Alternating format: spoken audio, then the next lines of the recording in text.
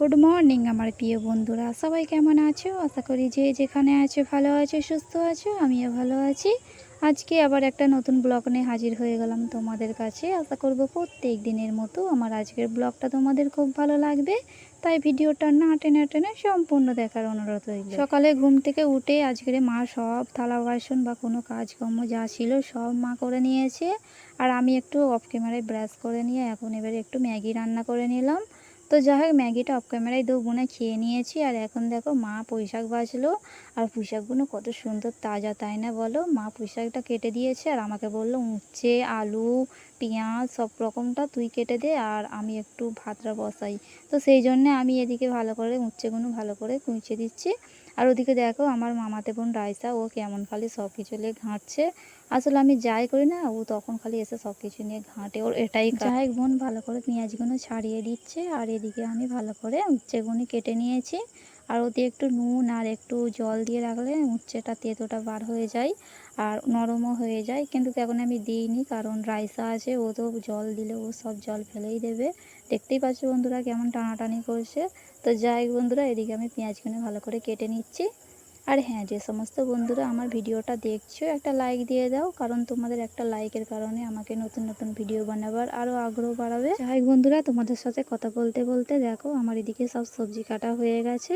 আমি আলুটা কেটে নিয়েছি, রসুন না আদা আর পেঁয়াজ কেটে নিয়েছি, আর আমি উচ্ছেগুলো ভালো করে কেটে নিয়েছি। তো যাই হোক বন্ধুরা, এদিকে দেখো মা ভালো করে পুঁইশাকটা ধুয়ে নিচ্ছি। আসলে পুঁইশাকটা একটু ভালো করে ধুলেই ভালো হয়, কারণ অতীতে অনেক ধুলো ময়লা থাকে, তো সেই জন্য একটু ভালো করে মা ধুয়ে নিয়েছে, নিয়ে মা রান্নাটা করে নেবে।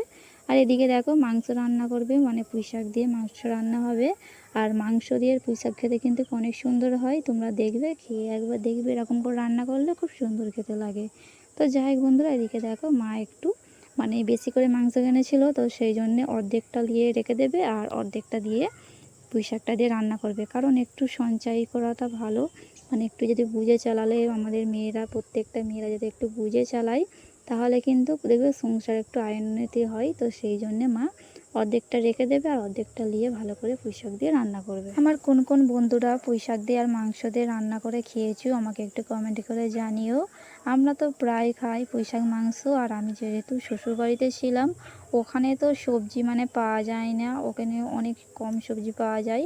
তো সেই জন্যে অনেক দিন পুঁইশাক আর মানে মাংস রান্না হয়নি, আর সেই জন্যে খাওয়া হয়নি।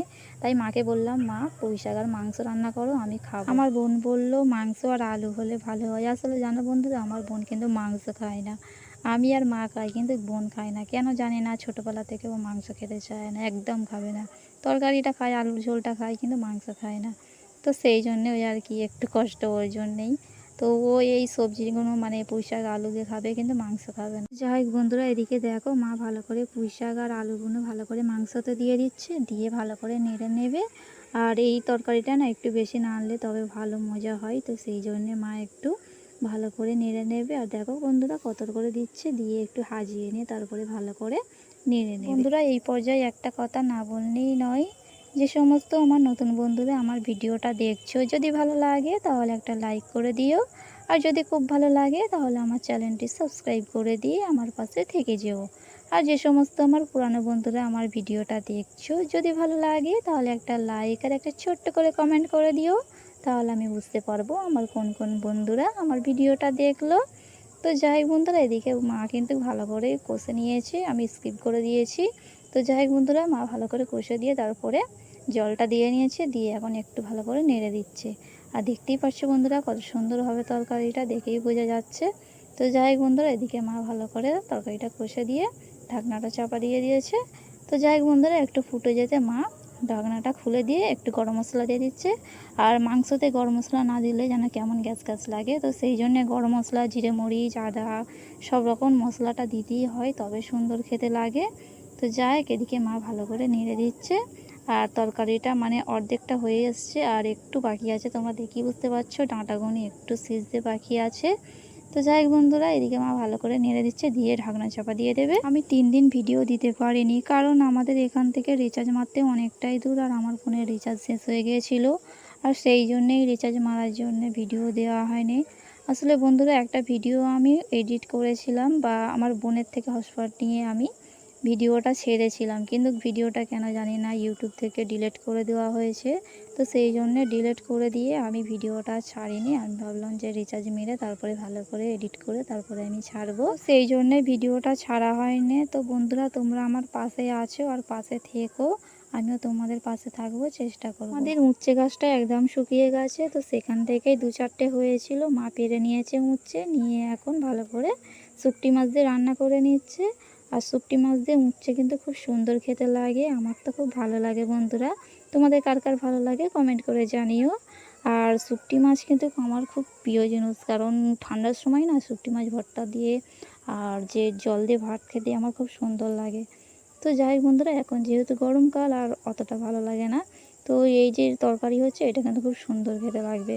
তো যাই হোক বন্ধুরা, মা ভালো করে তরকারিটা কষে নিয়েছে, নিয়ে এখন একটু ভালো করে জল দিয়ে নিল, দিয়ে এখন ভালো করে নেড়ে দিচ্ছে। আর একটা তরকারি খেতে বন্ধুরা ভালো লাগে না, একটু 2-3টে তরকারি হলে খুব সুন্দর খেতে লাগে। তো যাই হোক বন্ধুরা, এদিকে দেখো মা শুকনো করে রান্নাটা করে নিয়েছে, আর একদম এই তরকারিটা শুকনো করলে তবেই সুন্দর লাগে, একদম তেল তেল উঠে থাকলে তবেই সুন্দর খেতে লাগে। যাই হোক বন্ধুরা, এদিকে দেখো দুপুর হয়ে গেছে, ভাত খুলে নিয়েছি, আর মায়ের জন্যে, আমার জন্য আর বোনের জন্য ভাতটা খুলে নিয়েছি। আর এই হচ্ছে আমাদের তরকারি। কেমন তরকারিটা হয়েছে কমেন্ট করে জানিও। তো যাই হোক বন্ধুরা, আজকের ব্লগটা কিন্তু আমি এখানেই শেষ করব। তোমরা সবাই ভালো থেকো, সুস্থ থেকো, সবাই নিজের খেয়াল রেখো, সবাই নিরাপদে থেকো। টাটা।